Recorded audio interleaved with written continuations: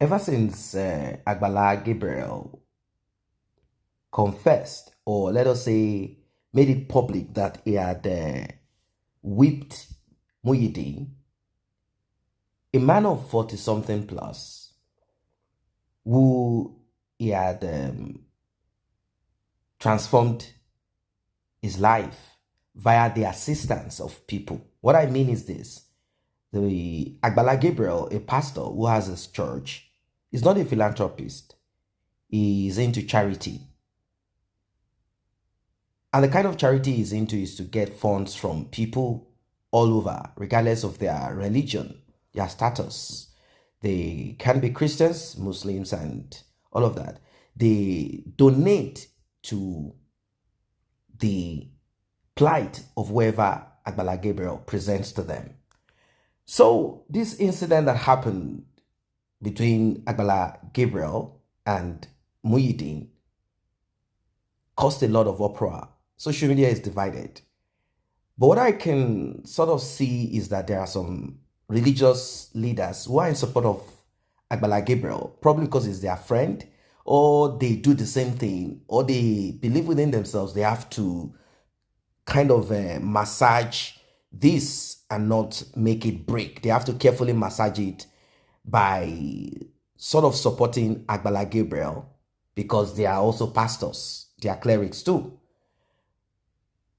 Both Islamic, Christian, and all other traditional practices, they have said one or two things about what happened between Agbala Gabriel and the pastor. And what happened actually is this: Agbala Gabriel sort of put himself high up there, and whoever it is that he solicited for funds to help are beneath him. This is the image that a lot of people are seeing. The example of what happened is how he had maltreated Muyideen. Now, there are people who said Muyideen acted inappropriately, but regardless of Muyideen's inappropriate character, attitude, and behavior, if Muyideen had done certain things that is not acceptable, people believe that it should be reported to the police. But if you do not want to report to the police, present Muyideen to the public that donated money on his behalf. If they talk to him, maybe it will change. Muyideen needed rehabilitation, prayers, and deliverance. But it seems Agbala Gabriel acted in a manner that is not acceptable. How can you whip a grown-up man to stop him from whatever it is that you wish he could stop? Now, a man that is respected, a mediator, a radio presenter, Oriyomi Hamzat, got involved. And what Oriyomi Hamzat said will shock you. It will blow your mind. That is why it's important that you listen to this one from the beginning of it till the end. Where is freedom? Only little people that won't call phone. Òun wá ṣàdúrà gbogbo àwọn tó ń kọ́lé fún Ọlọ́run bá tí wọ́n da nǹkan kan ilé wo nílé ẹ̀. Bẹ́ẹ̀ pásítọ̀ kẹ́ fọ̀rọ̀ yẹn ṣe rí ẹ wò gbà tó ti mọ́rọ̀ yẹn sọ́wọ́. Láti ìgbà kan tí ń kọ́lé lọ́wọ́ ó wá sọ̀rọ̀ yẹn mọ́rọ̀ ní ìsìn tó yẹ kó sọ̀rọ̀ yẹn ní ìsìn. Ọ̀rọ̀ yẹn wà nú ẹ̀ ni ṣùgbọ́n ó rí pé òun ò ní àǹfààní láti express ẹ̀ ó dẹ̀ ń bànú jẹ́. Mo fi ṣẹ̀ṣẹ̀ sọ nígbà tó sọ yẹn. So Muyideen gan wora rẹ̀ bíi pé ibi tó ń wà yẹn òun ṣàtìpó ni. Torí pé ibi tílé yẹn wà náà inú ọgbà chọ́ọ̀chì ni gbogbo àwọn ilé pátápátá yẹn náà wà. Kódà sì tí èsì ti Muyideen. Is it an obligatory sọ̀rọ̀ yẹn ni kí wọ́n lọ chọ́ọ̀chì yẹn ni? Tí wọ́n bá ràn wọ́n lọ́wọ́ tó bá rí pé wọn kò lè sẹ́gbẹ̀ẹ́ chọ́ọ̀chì wọ́n lè lọ bùnmi wọ́n lè mọ̀ wá jọ́sìn chọ́ọ̀chì yẹn náà. Gbogbo àwọn tó fún wọn lówó tán fi ràn àwọn yẹn lọ́wọ́ gbogbo wọn kọ́ ni kìrìsìtẹ́nì náà mùsùlùmí bẹ́nu wọn ẹ tí ò ní gbàgbọ́ nù mùsùlùmí tí ò ní gbàgbọ́ nù kìrìsìtẹ́nì wà nù wọn náà. Ẹlẹ́sìn ìṣẹ̀ǹbáyé ń bẹ nínú wọn. Ẹlẹ́sìn ìṣẹ̀ǹbáyé ń bẹ nínú wọn. Okay now ṣé ọ̀ràn yẹn wá ni kó lọ sí church? Pásítọ̀ sọ fún mi pé ó máa ń jí wá láti wá fọ church láti wá ṣe dáadáa láti wá tọ́jú àwọn ṣe. Muyideen ní wọ́n pàṣẹ fóun kóun gbọ́dọ̀ máa tún ṣe. Ṣẹ́ni kó ti yàtọ̀ síra wọn. Ṣẹ́ni kó yàtọ̀ ìyẹn ni wọ́n pàṣẹ fóun. Pásítọ̀ ló kàn wá máa ṣe pẹ̀lú ìdùnnú ni. bóyá ó lè má jẹ́ pásítọ̀ ló pàṣẹ èdè mi náà láwọn èèyàn lẹ́yìn ìfẹ́ jẹ́ ọmọ sẹ́mi bóyá nìkan nínú wọn ló kẹ́ pàṣẹ fẹ́ ni ẹbẹ́ yẹn tí pásítọ̀ mọ̀ sí tó ń kàn rí pé ó ń wá ṣe ṣé bí kó tó di pé pásítọ̀ nà ṣé bí mo ráwọn ọmọ kéékèèké tó wà níbẹ̀ tí wọ́n kọ́kọ́ na Muyideen tí wọ́n ti ẹ̀ tó pásítọ̀ gan àwọn ọmọ kéékèèké tó wà níbẹ̀ ló kọ́kọ́ na Muyideen pásítọ̀ sọ pé àwọn ò tiẹ̀ mọ̀ pé wọ́n ti nà káwọn tó dé. Bẹ́ẹ̀ni, ó sọ nínú fídíò yìí. Wọ́n láwọn ò mọ̀ bọ̀bọ́ yẹn sọ pé wọ́n ti na òun kí pásítọ̀ tó dé pé pásítọ̀ náà tún wá na òun etí ẹ̀já káàtì pásítọ̀ ọ̀tọ̀ ni ewu ní tàwọn kéékèèké náà tí wọ́n ń na Muyideen ètò mú àwọn kéékèèké yẹn gbọ́wọ́ sókè na ọmọ 40 years ẹ̀já wo ipò tọmọ 40 years yẹn wà ń bẹ̀ ipò ridicule ipò humiliation ipò tí òkú ilẹ̀ dáa ẹ dákun bí tí wọ́n ti mú Muyideen wá èèyàn lè wà rúbi ọwà nǹkan mọ́mu ti tẹ́lẹ̀ ó lè wà bẹ́ẹ̀ ọmọ mu sí Kò possible sà. ó lè wà bẹ́ẹ̀ kọ́ mọ́mọ́ ta tẹ́tẹ́ ta nǹkan kan ìgbà tẹ́ ti mú sọ́dọ̀ yín yẹn iṣẹ́ ni kì í sọ̀rọ̀ lọ dá ní tó lọ sí yẹn kò dáràn láti ta tẹ́tẹ́ kò dáràn láti mutí àwa la dáràn ká wá bá a ṣe gbà lọ́wọ́ rẹ̀ pẹ̀lú ọgbọ́n. Rehabilitation. Yes, ká rehabilitate ẹ̀. With prayer, with support, with love, not with humiliation, not with ridicule, not with àwọn nǹkan tí ò tọ́ sí, not with insult and bringing down of dignity. Ẹni tí ó pé òun, ṣe bí èèyàn ni, bí ò tiẹ̀ ní làákàyè, tí kò mọ̀ pé ẹ̀fún ó jẹun níta yàtọ̀ sínú ilé ni. Beating nìkan kọ́ ni problem.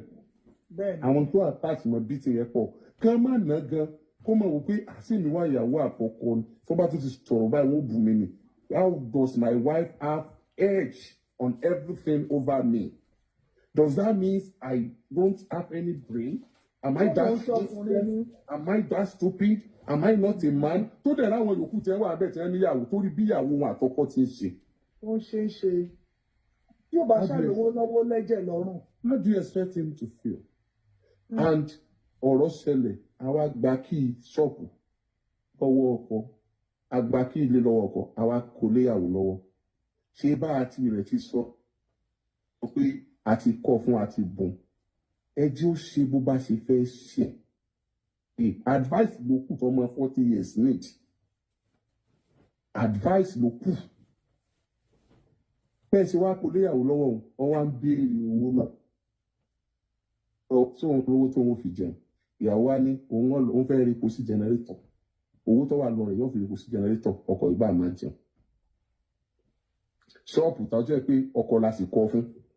Ìyàwó tó jẹ́ pé gbà torí pé pásítọ̀ ń gba owó fún bọ̀bọ̀ yẹn èló wù ú wá ní ìgbésí ayé rẹ̀ wù òun kí ni ìgbésí ayé rẹ̀ tó ti rí tẹ́lẹ̀ sọ́mọ̀ rí ìgboro ni sọ́mọ̀ ìgbésí ayé ti ń gbé ni wá ní ìgbésí ayé rẹ̀ wù òun ọ̀dà ọkọ̀ rẹ̀ ń lọ báyìí sọ́ tẹ̀lé lọ ó lòun ní tẹ̀lé lọ. Ẹ̀dẹ̀ lọ rẹ́gísírì ẹ lọ ṣe court wedding ní rẹ́gísírì ó dẹ̀ lóò ní tẹ̀lé lọ kémi bọ́ sọ̀rọ̀ kémi bọ́ bá sọ̀rọ̀ kò dúró ni. The worst part of it is that oya lie prostrate ẹ̀mẹ́gbàá ìyàwó dẹ̀ dùn bẹ́ẹ̀ wọ́n dẹ̀ nọkọ in the presence of the wife. In the presence ìyàwó wà nínú ṣọ́ọ̀ lójú ẹ̀ nínú in his presence in her presence. Then ló ti gbàgbọ́dé fọ́kọ ẹ̀. In her presence bọ̀bọ̀ yẹn ò kì í sọkọ ẹ̀. Because I asked the woman pé jọ kí ló wù ọ́ lára ilé kí ló wù ọ́ kí ló fẹ́ lára ẹ̀. Ní tó dáa jù ibi tí pásítọ̀ ti ṣe kù ni pé téèyàn bá bọ̀bọ́ yẹn dẹ̀ pa òwe òun náà tún pòwe ìwọ orí tó ṣe yẹn ilé tí ọkọ̀ fún wọn kọ́kọ́ sí jìnnàjìnnà kọ́ mọ́ wà níbi tó wà fìrí ní yẹkùn a bá ń ríra wa lójoojúmọ́ àníjọra wa lójú fìrí ní yẹkùn nígbà tó ti fún iṣẹ́ rẹ̀ yẹn wọ́n mọ̀ ṣe protocol rẹ̀ ọ̀nà yẹn kọ́ ní kí gbogbo èèyàn téèyàn bá ràn lọ́wọ́ bọ́ sábẹ́ èèyàn. It's not a must. Let him go. Let him go. Let him enjoy what you give him. You can be checking on him lẹ́kọ̀ọ̀kan. Wọ́n sì pé kí ni wọ́n wà ní àyíká yín náà. Let them go. Even if they don't come to your church, let them go to the church they wish to. If they don't come to they don't talk about say Christian man, that's their problem. Àwọn míì tó pọ̀. Àwa gbọ́dọ̀ bring the pastor down. I gbọ́dọ̀ bring it down. Ọ̀rọ̀ yẹn wọ́n ti kó okùn tó pọ̀ ṣùgbọ́n kì í sáwọn náà. Kì í sáwọn náà o. Gbogbo ẹni tí ń kíyàn pé máa wulẹ̀. Ẹ ti pé kíyàn máa wulẹ̀ wà ní àwọn tó fèsì sójú ọ̀nà. Ó kàn jẹ́ pé social media is too dogmatic. So social media is a sunni tí a lè avoid na fi ń lò. Tẹ́lẹ̀ mi bá sọ̀rọ̀ sí lórí social media báyìí. Tẹ́ bá jókòó àbẹ̀ padà wo ẹni yẹn bí kẹ́ má lo social media mọ́ láéláé. Bẹ́ẹ̀ ṣe ń discuss the same ẹlòmíì ẹ fẹ́ mú màá yẹn wá lẹ́nu. Àmọ́ abáyé jà ní. Wọn àfẹ́ mọ̀ kó lè gba advice tí òtún ní jẹ́ kí irú ẹ̀ ó ṣẹlẹ̀ lọ́jọ́ iwájú nínú discussion yìí. Ẹ ti dọ̀tá ènìyàn. Bíi pé mo dá church lẹ̀. Bíi pé mo dá mosque lẹ̀. Bíi pé iṣẹ́ tí ẹgbẹ̀rún èèyàn lè dá ṣe èèyàn kan ṣe. Bíi pé kan dì kan lọ́wọ́. Bíi pé ìtẹ́ ìṣiṣẹ́ nǹkan bíi pé kan bínú ẹ̀ ní. Everybody ní máa bínú wọn tó bá ti sọ̀tọ̀. Gbogbo everybody ní ṣé wọ́n máa gbé Jésù wá tí wọ́n máa gbé gbogbo ẹ̀ wá bíi pé Jésù gan-an wà ní ìtànsì. Extremism wa bá a ṣe máa pe àwọn èèyàn Ọlọ́run àwọn tí máa ń sọ̀rọ̀ àǹdí wọn lọ́pọ̀lọpọ̀ gbà ni wọ́n máa ń dá ọ̀pọ̀lọpọ̀ ọ̀ràn sí wọn lọ́rùn. Àwọn ni máa ń mú ìyàwó mi fi ọkọ rẹ̀ lẹ́nu ilé tí ó sàn ké máa lórí tí ó lọ́ máa kúnlẹ̀ gbóúnjẹ fún alàgbà ní ṣọ́ọ̀ṣì wọn. Kò lè kúnlẹ̀ fọ́kọ ṣùgbọ́n yóò kúnlẹ̀ fún pásítọ̀. Welcome back. You heard the words of wisdom and the opinion of the man who a lot of people respect, and he has said his own part, his own piece, his own thought. He has expressed it. Now, I listened to some other pastors, like I said, clerics. I saw some of them. In fact, one of them specifically was quoting certain part of the Bible where he said Jesus Christ had gone into the temple and he had whipped people out of the temple, out of the synagogue, saying that this place is my father's house and it is not a den of thieves. How dare you guys turn it to a den of thieves? How dare you guys turn it to a place where you gamble? Now, one of the accusation or what has been alleged is that Muyideen, the guy that was helped, they said a bungalow was built in a particular piece of land that they said Agbala Gabriel is connected to. I don't know about that. I don't want to even dwell on it. The thing is this. They said Jesus Christ whipped those people out. And that gives the right to Agbala Gabriel or any cleric to whip anybody who is out of line, particularly if you're doing things that are connected to what Jesus Christ whipped people out of his father's house for. If you are into, let's say, whatever it is that you read in the Bible that those people were doing, like they were gambling, they were doing a lot of things, like, you know what they call bazaar. Catholics still practice the same till today. They call it bazaar. And their own explanation about it is, unique to them. So bazaar was what was happening at the premises of the church. Bazaar. That was what they were doing. Bazaar. I think some Anglican also do the same thing. They call it bazaar. Catholics do it, bazaar. Where people come to buy and sell whatever it is that you want to bring. They do these things. So, did Jesus Christ whip them because the bazaar turned into something that was not acceptable? Maybe people came in there with ungodly items or business ventures or whatever it is not clear. But what we know is that Jesus Christ said this place is a place of worship and not a place to do what you guys are doing. Get out of this place. He whipped them out. They all ran out of that place. He did it alongside his disciples, possibly. Now, they said that Agbala Gabriel do gamble. He does gambling. He's an alcoholic. This is what Muyideen is an alcoholic and he gambles and he does all of that. And he had done something that prompted some of the young boys in that place to whip him. Agbala Gabriel said those are the security or whatever protocol, but the usher, I don't know, and that they have whipped him before he came and whipped him. Now, people have looked at the age difference between them to talk about respect. People have also looked at a lot of things. They've weighed it back and forth and said, how dare you? That is what, this brings us back to the rule of law. Agbala Gabriel does not have the right to do what he did, regardless. And it seems these people have been locked down and shut down as slaves. I understand that he felt, okay, let me help you. This is charity / the work of God.